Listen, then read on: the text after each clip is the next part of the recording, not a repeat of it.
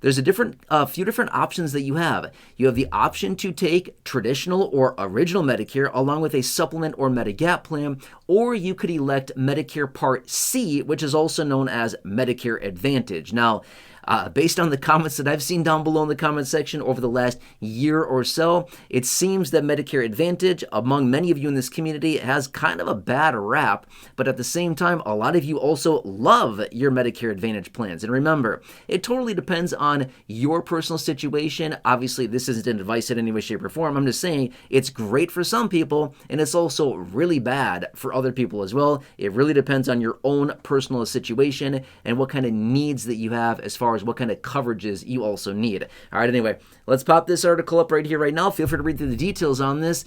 Let's explain some of it that's out there. All right, so this is a new J.D. Power Medicare Advantage survey that was released. You can see right here at the beginning.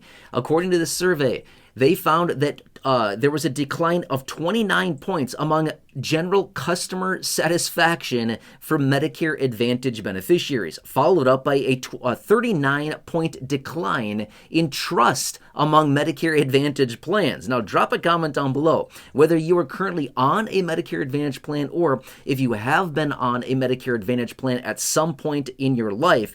Did you like your Medicare plan? Do you currently like your Medicare Advantage plan?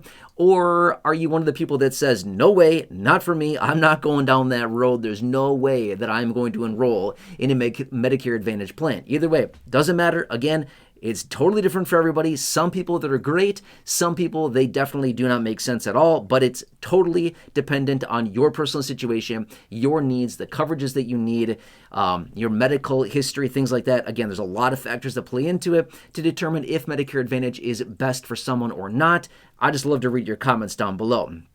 But here's another statistic as well that's also highlighted in this article that I actually find to be very, very interesting. Going back to 2007, so what is that, 19 years ago now? Okay, so going back to 2007, 19% of eligible Medicare beneficiaries actually enrolled in a Medicare Advantage plan. Interesting, only 19%.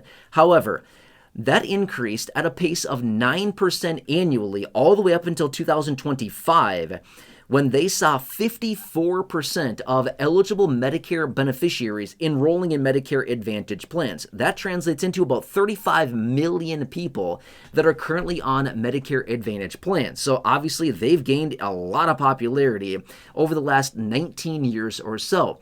However, they've also found since February 2025 until present right now that we've seen 1.1 million additional people enroll in Medicare Advantage plans. However, this annualizes out to a 4% growth rate versus the 9% annualized over the last, call it, 19 years or so. So it seems that things are slowing a little bit when it comes down to Medicare Advantage plans. Now, what's interesting about that is that I'm actually not surprised about that at all, for the reasons that I've been sharing with you in these videos right here on the channel for the last several months, the last 6 months or so, maybe even longer.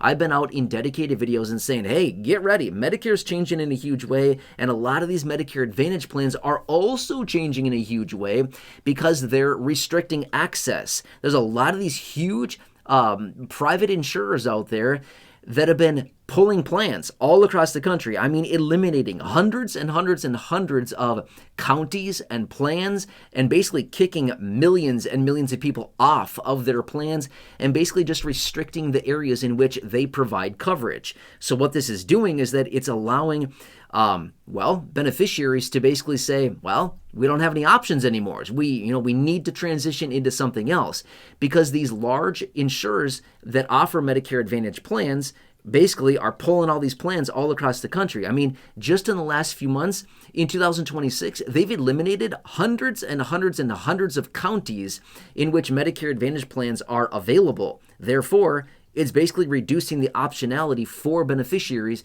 to find the right plan and the right coverages. Why would they do such a thing? It's all about money, right? It's all about the money. Because if they're in a certain county or region or area that is no longer profitable, they're going to pull that plan, right? Another thing too, if these private insurers that offer these Medicare-approved Medicare Advantage plans, if they have a plan that is not profitable, guess what? They're going to pull the plan. They're not going to offer that plan anymore. So going back to late 2025, Transitioning into 2026, we saw this. Tons and tons of plans. In fact, I had a bunch of videos at the end of 2025 during Medicare annual enrollment where I was coming out saying, get ready. Hey, in 2026, a lot of these plans are going to be discontinued and eliminated. They're going to be gone because these large insurance providers are finding that different areas, counties, different regions, different plans are no longer profitable, and they're literally pulling hundreds, thousands of these plans off the marketplace, and therefore these beneficiaries are no longer going to have that option to be on the plan anymore, therefore reducing access to these different plan options. Does that kind of make sense, right? So no wonder why. But at the same time, you also see the available plans that are out there restricting some of the coverages